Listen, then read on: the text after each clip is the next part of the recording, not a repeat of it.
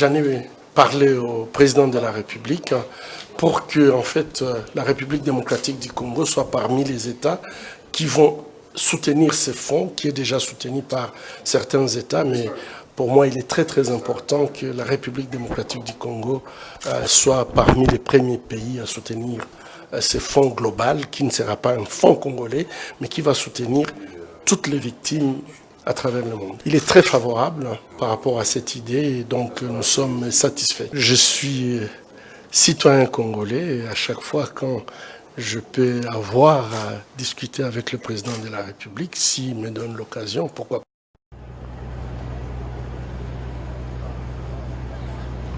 Tous les 193 membres qui font partie des Nations Unies vont être présents à cette session générale qui va ouvrir ses portes ce mardi à partir de 9 h à New York. Session de l'Assemblée générale des Nations Unies qui verra pour la première fois la participation de son Excellence Félix-Antoine Tshisekedi Tshilombo, président de la RDC. Le thème de cette année est un grand thème, un thème qui voudrait parler d'une manière globalisante sur la volonté de pouvoir faire des efforts communs pour éradiquer, la pauvreté, augmenter la qualité de l'éducation, mais également porter des efforts sur le climat et un peu plus d'intégration entre les nations. Le président de la République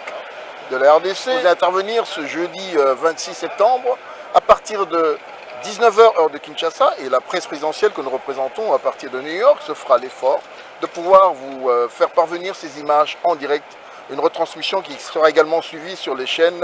de nos radios locales. Félix Tshisekedi Tshilombo est arrivé accompagné de Madame Denise dimanche aux petites heures, 3 h du matin. Et déjà hier, dimanche, il a pu participer à la première réunion informelle de la Banque africaine de développement, et qui était pourtant une réunion privée pour laquelle il n'y a eu aucune conclusion telle qu'elle. Les portes vont s'ouvrir ce mardi à partir de 9 h et nous croyons que la RDC, qui est représentée non seulement par son président de la République, mais par également une délégation de quelques ministres des différents secteurs, environnement, on les a aperçus, quelques gouverneurs également qui vont participer activement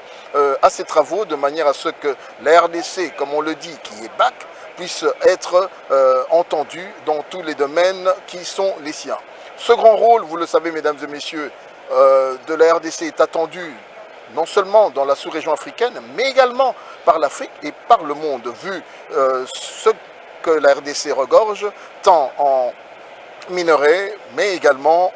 en forêt et en eau. Donc nous croyons que, encore une fois, la RDC cette fois-ci sera représentée valablement de manière à ce qu'elle puisse reprendre sa place dans le giron des grandes nations. Félix-Antoine Tshisekedi, je répète encore, président de la RDC, interviendra du haut de la tribune des Nations Unies ce jeudi 26 et la presse présidentielle vous convie à suivre cette retransmission en direct sur la chaîne nationale RTNC bien sûr, mais également online. Nous serons sur le compte présidentiel Facebook, nous serons également sur le compte Twitter de la présidence, mais également dans tous les réseaux sociaux. Donc mesdames et messieurs, rendez-vous est pris pour pouvoir vous donner d'une manière quotidienne les rendez-vous de notre Excellence le chef de l'État. Déjà aujourd'hui, il va participer à une réunion sur le climat, réunion qui va commencer tout à l'heure dans ce grand bâtiment qui est juste derrière moi. À partir de 9 h heure de Washington, il sera sûrement 14 h à Kinshasa. Le compte présidentiel Facebook, nous serons également sur le compte Twitter de la présidence, mais également dans tous les réseaux sociaux. Donc mesdames et messieurs, rendez-vous est pris pour pouvoir vous donner d'une manière quotidienne les rendez-vous de notre Excellence le chef de l'État. Déjà aujourd'hui, il va participer à une réunion sur le climat, réunion qui va commencer tout à l'heure dans ce grand bâtiment qui est juste derrière moi. À partir de 9 h heure de Washington, il sera sûrement 14 h à Kinshasa, et nous vous ferons un rapport de ce qu'aura été les différentes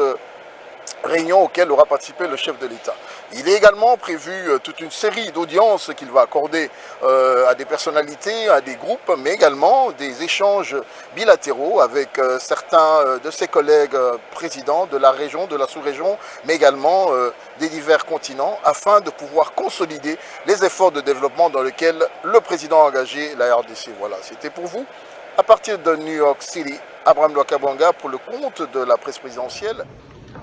Si les forêts de la République démocratique du Congo partaient en fumée, c'est plus de 52%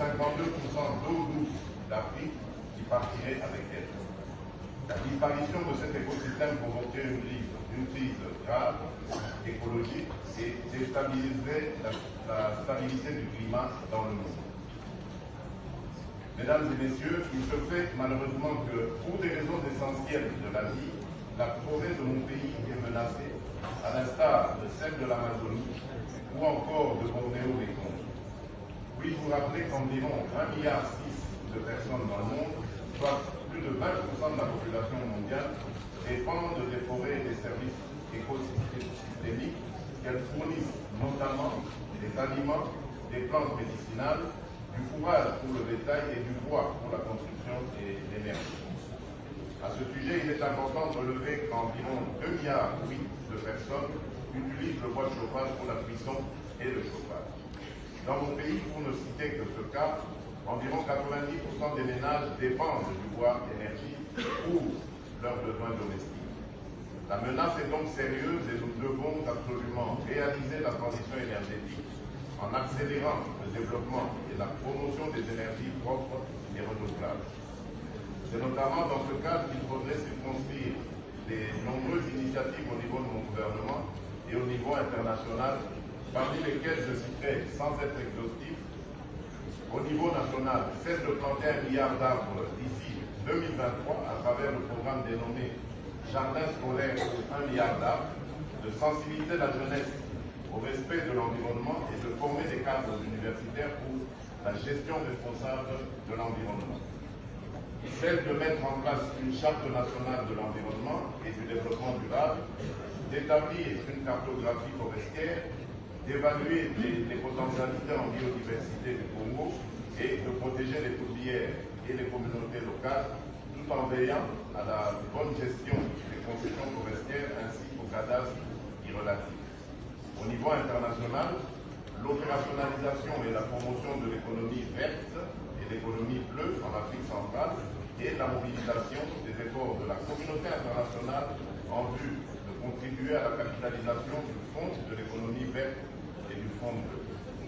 La dynamisation de la mise en œuvre de l'initiative Sommet des 3 bassins forestiers, plateforme politique sud-sud de gestion des forêts de l'Amazonie, du bassin du Congo et du Bornéo-Mekong. La mise en œuvre de la feuille de route pour la promotion des énergies renouvelables de l'Afrique centrale, ainsi que 26 projets intégrateurs prioritaires, donc INGA 3, pour la République démocratique du Congo, et 16 projets du programme d'électrification transfrontalière sous la coordination du pool énergétique de l'Afrique centrale. Dans ce contexte, et considérant les besoins et les préoccupations spécifiques de nos populations, qui dépendent en grande partie de ces forêts et des services écosystémiques qu'elles fournissent, nous exhortons nos partenaires à soutenir effectivement notre gouvernement dans ses efforts pour la préservation de l'écosystème de la forêt du Congo.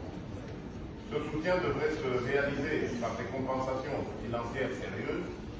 des partenariats efficaces et le transfert des technologies afin de permettre